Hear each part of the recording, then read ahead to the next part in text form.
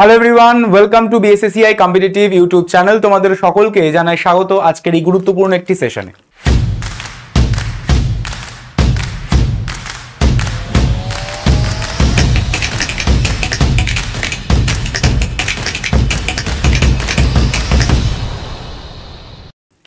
সম্প্রতি অর্থাৎ গতকাল ওয়েস্ট বেঙ্গল স্কুল সার্ভিস কমিশনের পক্ষ থেকে একটি কনফারেন্স আয়োজন করা হয়েছিল এবং যেখানে আমাদের মাননীয়া তিনি একদম খোদ নিজে বলেছেন যে আমাদের আগামী মাসে অর্থাৎ জুন মাসের 16 তারিখ থেকে কিন্তু শুরু হতে চলেছে ফর্ম ফিল আপ। কিসের form fill up? WBSSC SLST class 9-10, class 11-12, group C এবং গ্রুপ ডি, অর্থাৎ যার জন্য আমরা এতদিন বহু প্রতীক্ষায় ছিলাম, অর্থাৎ আমরা প্রতীক্ষারত। তো এই গ্রুপ সি এবং গ্রুপ ডি যেটার জন্য বা যে এক্সামিনেশনের জন্য আমরা লাখ লাখ স্টুডেন্ট কিন্তু বসে রয়েছে। তো এই ওয়েস্ট বেঙ্গল স্কুল সার্ভিস কমিশনের গ্রুপ সি গ্রুপ ডির ক্ষেত্রে কোনটা আমাদের জন্য বেটার এবং এই গ্রুপ সি গ্রুপ ডির মধ্যে ইংলিশ লাগছে কিনা, অর্থাৎ তোমরা থাম্বনেল দেখে বুঝতে পেরে গেছো বা থাম্বনেল দেখে বুঝে গেছো যে ইংলিশ ছাড়াই চাকরি, যেখানে ইংলিশ কিন্তু নেই। তাহলে চলো শুরু করা যাক আজকের এই গুরুত্বপূর্ণ একটি সেশন, যেখানে আমরা এই গ্রুপ সি এবং ডি এর age, selection process, exam pattern, each and everything, শুধুমাত্র তাই নয় টেন্টেটিভ ভ্যাকেন্সি, সেই ভ্যাকেন্সিটাও কিন্তু আমরা দেখব আজকের এই একটি সেশনে। তো চলো শুরু করা যাক আজকের এই গুরুত্বপূর্ণ ক্লাস। তো প্রথমত এই ওয়েস্ট বেঙ্গল স্কুল সার্ভিস কমিশনের গ্রুপ সি গ্রুপ ডি 2025-এ প্রথমে আমরা গ্রুপ সি কে টার্গেট করছি। অর্থাৎ গ্রুপ সি মানে দেখবে যে প্রত্যেক প্রায় স্কুলেই 2জন 3জন কিংবা 4জন 5জন করে কিন্তু ক্লার্ক থাকে, রাইট? তো সেই ক্লারিক্যাল পদের জন্য এই গ্রুপ সির এক্সামিনেশন কিন্তু হয়ে থাকে ওয়েস্ট বেঙ্গল স্কুল সার্ভিস কমিশনের পক্ষ থেকে। এই ওয়েস্ট বেঙ্গল স্কুল সার্ভিস কমিশনের যে গ্রুপ সি, যাকে আমরা ক্লার্ক পদ বা ক্লার্কের যে পোস্ট, সেই পোস্টে আমরা দেখতে পাই। তো এর জন্য আমাদের বয়স কত দরকার?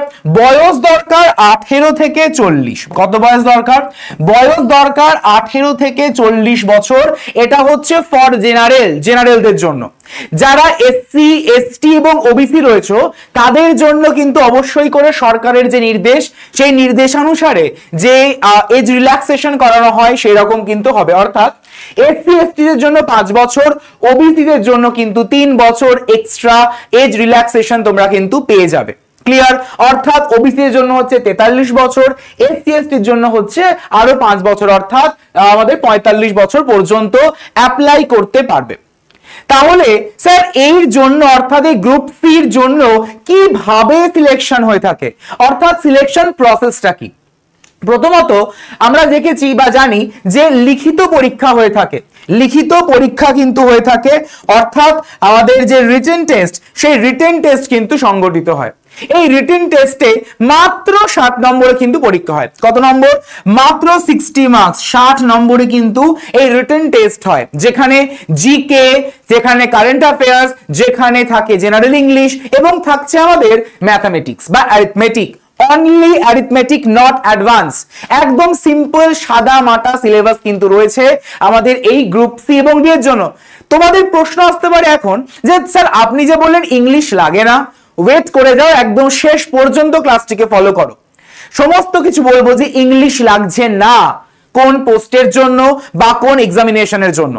লিখিত পরীক্ষা 60 নম্বর, 60 মার্কসে পরীক্ষা হয়, অর্থাৎ 4 15 60, 4খানা সেকশন, আমাদের হয়ে যাচ্ছে 60 মার্কস। যারা কোয়ালিফাই করবে লিখিত পরীক্ষায় তাদের ঠিক তারপর একাডেমিক্স, অর্থাৎ তোমরা যে মাধ্যমিক উচ্চ মাধ্যমিক যে কোয়ালিফাই করেছো, মূলত সেটাই আমাদের যোগ্যতা দরকার। এই মাধ্যমিক উচ্চ মাধ্যমিকের মার্কসকে আমাদের ভেরিফাই করে সেখানে একটা স্কোর দেওয়া হয়। তো সেখানে 10 নম্বর কিন্তু রয়েছে, অর্থাৎ 10 নম্বর অ্যালট করা আছে। 60 নম্বর হয়ে গেল রিটেন টেস্ট, তারপরে একাডেমিক্সের স্কোর হিসেবে আমাদের 10 নম্বরকে অ্যালট করা হয় বা অ্যালট করা হয়েছে। তারপরেই থাকে কম্পিউটার বেসড টেস্ট। স্বাভাবিকভাবেই ক্লার্কের পদ, তো তোমাদের তো টাইপিং করতেই হবে, তাই না? বিভিন্ন স্কুলে তুমি ধরো কোনো পেমেন্টের রিসিপ্ট তৈরি করছো, বা ধরো কোনো স্কুলের কোনো ডকুমেন্ট রেডি করছো তো তোমাকে তো টাইপ করেই করতে হবে, কম্পিউটারে অবশ্যই করে, এখন সে হাতে লেখার মানে হাতে লেখার যে জামানা সেটা চলে গেছে। তো সেই কারণে কম্পিউটার টেস্ট হবে যেখানে তোমাদের 25 নম্বর ধরা আছে, 25টা নম্বর কিন্তু ধরা আছে। এবং সর্বশেষে যারা এই যে তিনটে স্টেজ 1 নম্বর 2 নম্বর এবং 3 নম্বর এই তিনটে স্টেজ ওভার করে আসবে তো তার মধ্যে তাদের হয়ে যাবে কি পার্সোনালিটি টেস্ট, যাকে আমরা ইন্টারভিউ বলে থাকি। তো এর জন্য মাত্র 5 নম্বর অ্যালট করা আছে, 5 নম্বর অ্যালট করা আছে। তো আমাদের যোগ করলে মোট আমাদের 100 নম্বরের পরীক্ষা কিন্তু হয় এই গ্রুপ সির জন্য। যোগ্যতা কেমন লাগে, কত কোয়ালিফিকেশন তোমার স্যার, আমাদের কি গ্রাজুয়েশন দরকার, আমাদের কি মাস্টার্স দরকার, একটাও দরকার নেই।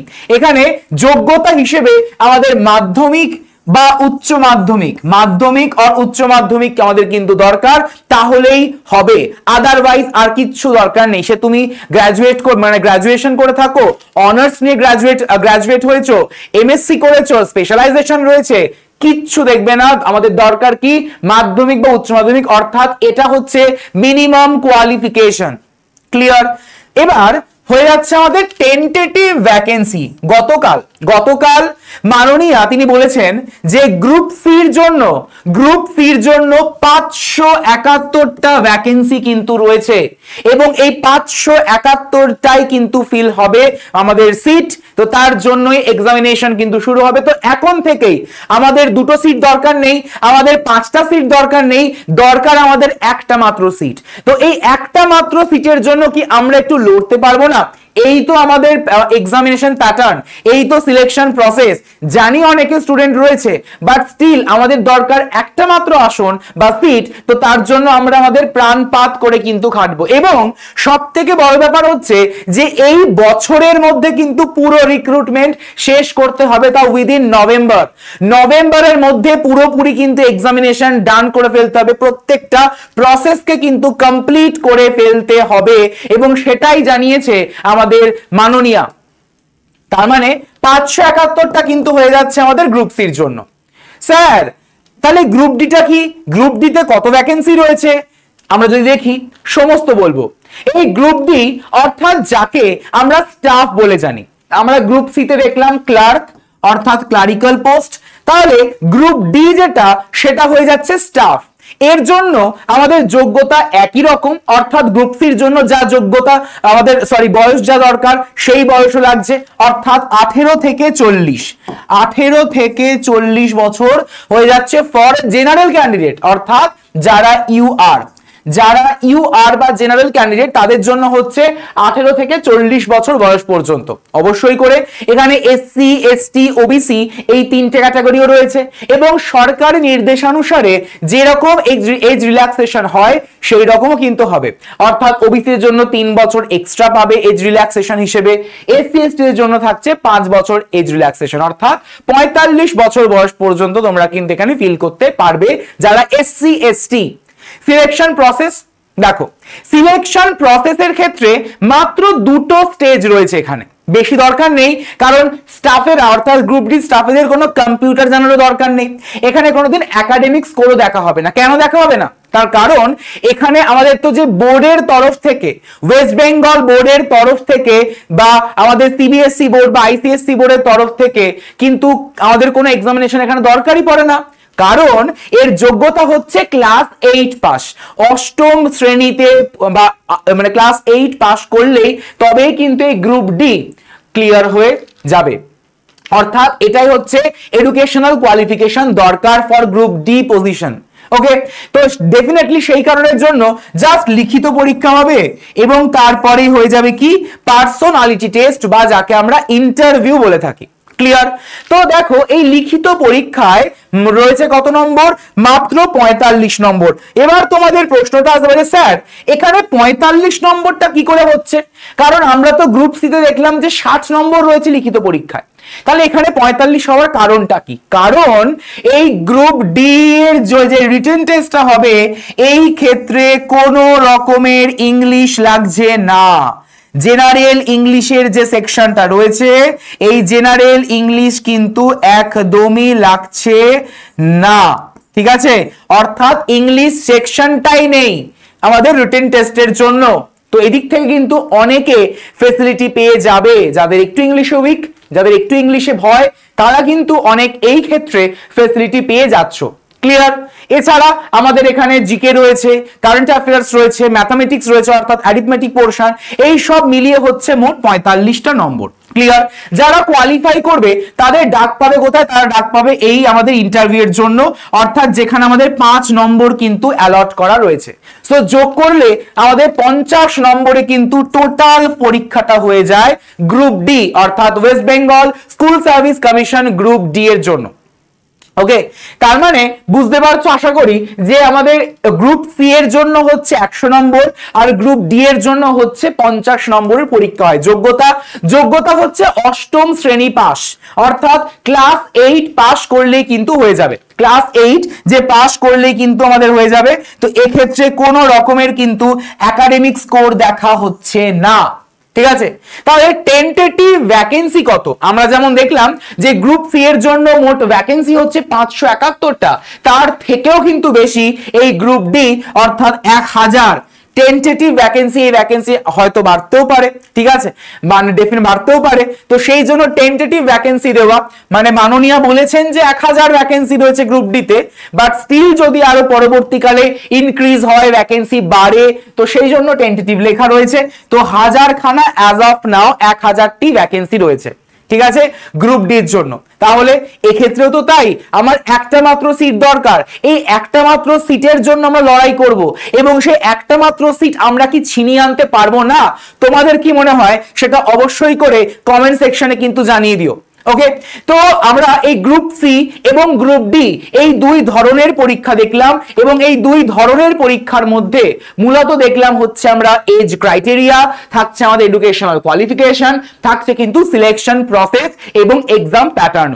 ওকে, তো এর মধ্যে যদি বলা হয়ে থাকে যে আমরা যদি ফর্ম ফিল আপের কথা বলি, তাহলে ফর্ম ফিল আপের ক্ষেত্রে অর্থাৎ যারা ইউআর তাদের জন্য কিন্তু মোটামুটি ভাবে 140 টাকা ধরা হতে পারে, এবং যখন নোটিফিকেশন আসবে তখন আবার এটাকে আপডেট করে নেওয়া হবে যদি কি কোনো ফার্দার চেঞ্জেস হয়। আর যদি এসসি এসটি এবং ওবিসি এর জন্য কত টাকা? এর জন্য হয়ে যাচ্ছে 70 অর্থাৎ 70 টাকা ফিস কিন্তু হতে পারে।